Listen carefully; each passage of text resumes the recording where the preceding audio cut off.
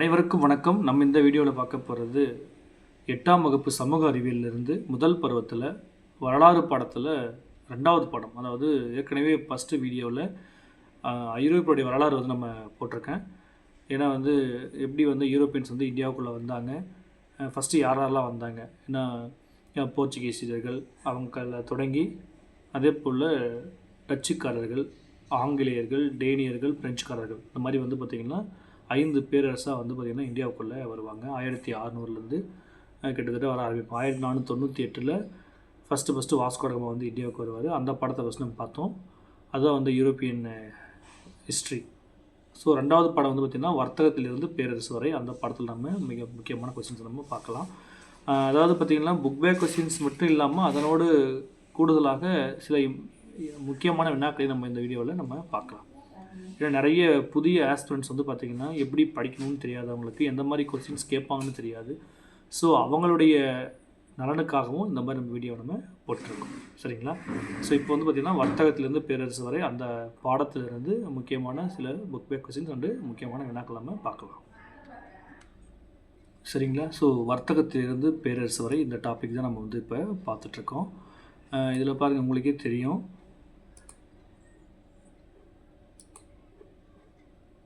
ஓகேங்களா? வர்த்தகத்திலிருந்து பேரரசு வரை. Okay. So கேள்வி பாருங்கள், 1757ஆம் ஆண்டில் வங்காளத்தை ஆட்சி செய்தவர் யாருன்னு கேட்கலாம். ஓகேவா? சிராஜ் உத்தேலா. அவர் தான் பார்த்திங்கன்னா 1757, அதாவது பிளாசி போர் நடைபெற போது அவர் தான் ஆட்சி செஞ்சுருப்பார். வங்காளத்தை ஆட்சி பண்ணியிருப்பார் சிராஜ் உத்தேலா. ஓகே. அடுத்து பாருங்கள், 2வது கேள்வி, பிளாசி போர் எப்போ நடைபெறுதுன்னு சொல்கிறாங்க. 1757 பிளாசி போர் நடக்குது. சரிங்களா? அடுத்து பாருங்கள், பக்சார் போரின் முடிவில் ஏற்பட்ட உடன்படிக்கை, அலகாபாத் உடன்படிக்கை. ரொம்ப முக்கியமான பாயிண்ட்டு பக்சார் போர்.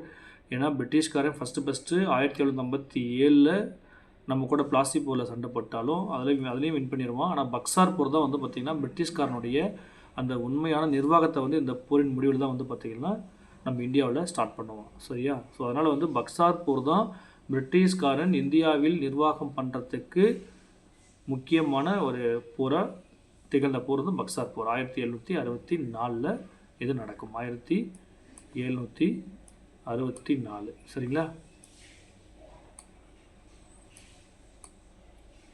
ஓகே. அடுத்து பாருங்கள், இது அப்போ பக்சார் போரின் முடிவில் ஏற்பட்ட உடன்படிக்கை அலகாபாத் உடன்படிக்கை. சரியா?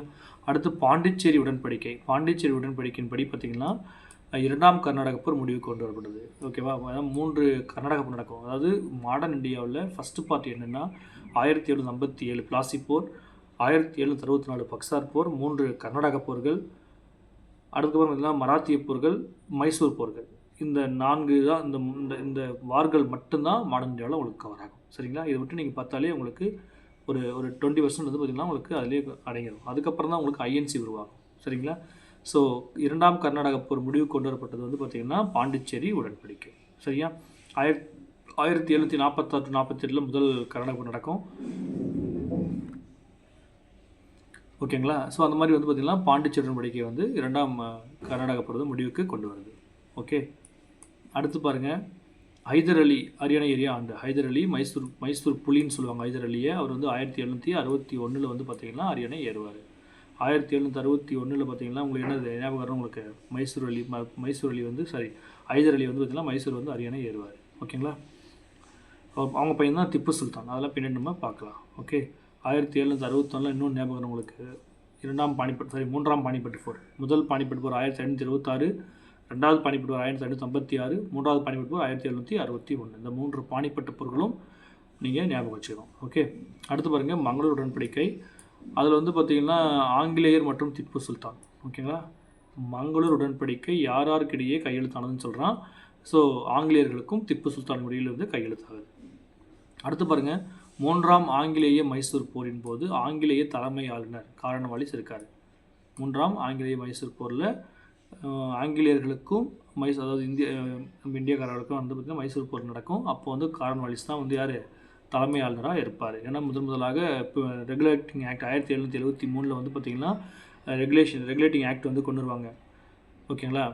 அப்போ அதுக்கப்புறம் 1 by 1 பிரிட்டிஷோட கவர்னர்ஸ் இந்தியா ஆட்சி பண்ணுவாங்க. 1773 தான் ஃபஸ்ட்டு ஒரு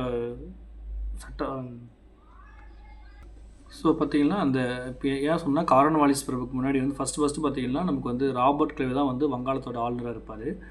ஸோ ரெகுலேட்டிங் ஆக்ட்டுக்கு அப்புறம் தான் 1773 அந்த ரெகுலேட்டிங் ஆக்ட்டுக்கு அப்புறம் தான் வங்காளத்தோட கவர்னர் வங்காளத்தோட தலைமை ஆளுநராக வந்து நியமனம் செய்வாங்க. சரிங்களா? ஸோ அந்த மாதிரி இப்போ ராபர்ட் கிளைவ் ஆரம்பித்து வாரன் ஹேஸ்டிங்ஸ், அப்புறம் கார்ன்வாலிஸ், டல்ஹௌசி இவங்கெல்லாம் வந்து சில முக்கியமான பிரபுக்கள்லாம் இருப்பாங்க.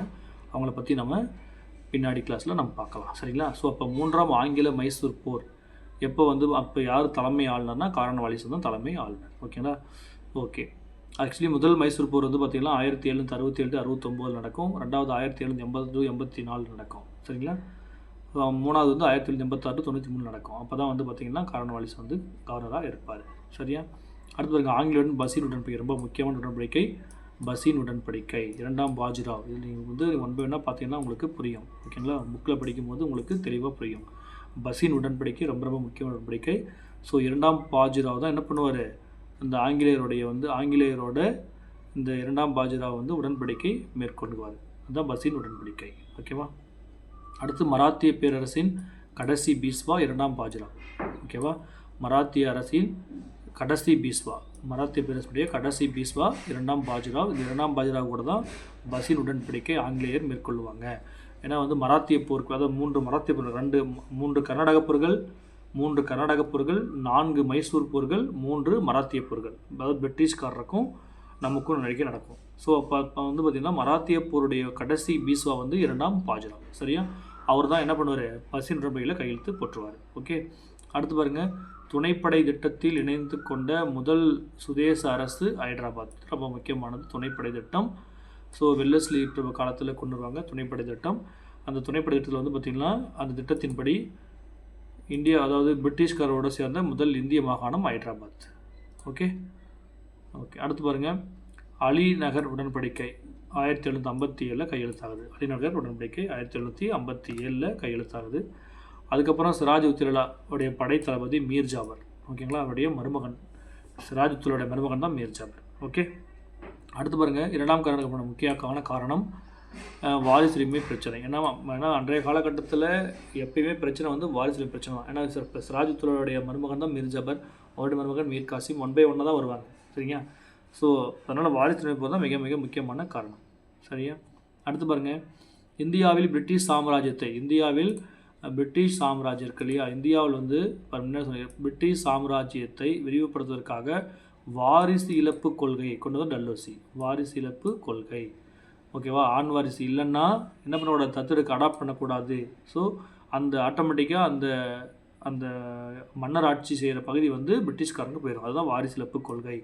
டல்ஹௌசி கொண்டு வராரு. மிகப்பெரிய ஒரு மோசமான ஒரு கொள்கை வாரிசு இழப்பு கொள்கை. சரிங்களா? ஸோ முன்னாடி சொன்ன கேள்விக்கு இப்போ நீங்கள் புரிஞ்சுக்கணும். துணைப்படை திட்டம் இருக்கு இல்லையா, துணைப்படை திட்டத்தை கொண்டு வந்த இந்திய முதல் அரசு வந்து ஹைதராபாத். ஓகேவா? துணைப்படை திட்டத்தின் மூலம் பிரிட்டிஷாரோடு இணைந்த முதல் மாகாணம் ஹைதராபாத். அது வந்து துணைப்படை திட்டம். இது வந்து பார்த்திங்கன்னா வாரிசிழப்பு கொள்கை. அப்போ வாரிசிழப்பு கொள்கையை வந்து கொண்டு வந்தவர் டல்ஹௌசி பிரபு. ஓகேங்களா? திப்பு சுல்தான் இறுதியாக தோற்கடித்தவர் வெல்லஸ்லி பிரபு. திப்பு சுல்தானை வந்து இறுதியாக 1802 நினைக்கிறேன் ஸ்ரீரங்கத்தில் வந்து தோற்கடிப்பார்.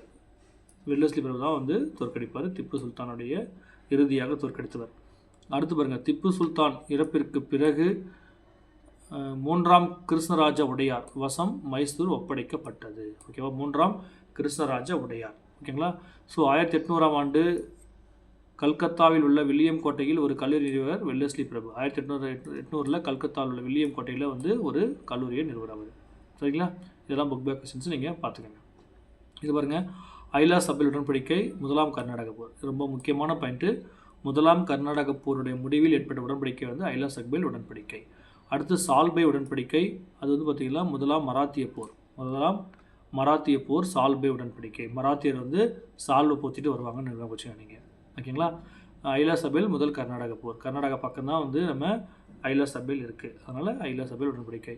அடுத்து பாரிஸ் உடன்படிக்கை, அது வந்து 3ஆம் கர்நாடக போர். பாரிஸ்க்கு வந்து 3ஆம் கர்நாடக போர். அடுத்து வந்து ஸ்ரீரங்கம் உடன்படிக்கை, 3ஆம் ஆங்கிலேய மைசூர் போர். ஸ்ரீரங்கம் 3ஆம் ஆங்கிலேய மைசூர் போர். அடுத்து வந்து மதராஸ் உடன்படிக்கை, முதல் ஆங்கிலேய மைசூர் போர். ஓகேவா? ஃபஸ்ட்டு ஆங்கிலேய மைசூர் போர் வந்து பார்த்திங்கன்னா மதராஸ் உடன்படிக்கை. ஓகேவா? இந்த உடன்படிக்கை ரொம்ப முக்கியமானது. நீங்கள் பக்காவாக நோட் பண்ணி நீங்கள் மெமரி பண்ணிக்கோங்க. ஓகே. முதல் ஆங்கிலேய மைசூர் போரில் மதராஸ் உடன்படிக்கை. முதலாம் கர்நாடக போரில் ஐலாஸ் உடன்படிக்கை. மூன்றாம் கர்நாடக போரில் பாரிஸ் உடன்படிக்கை. மூன்றாம் ஆங்கிலேய மைசூர் போரில் ஸ்ரீரங்கம் உடன்படிக்கை. அந்த மாதிரி வந்து ஒரு உடன்படிக்கை ரொம்ப நீங்கள் தெளிவாக படிச்சுக்கோங்க. ஓகே, அடுத்து பாருங்கள். அலிவர்திகான் மறைவுக்கு பின்னர் சிராஜுத்தௌலா வங்காளத்தில் அரியணை ஏறினார். இது சரி. ஓகேங்களா.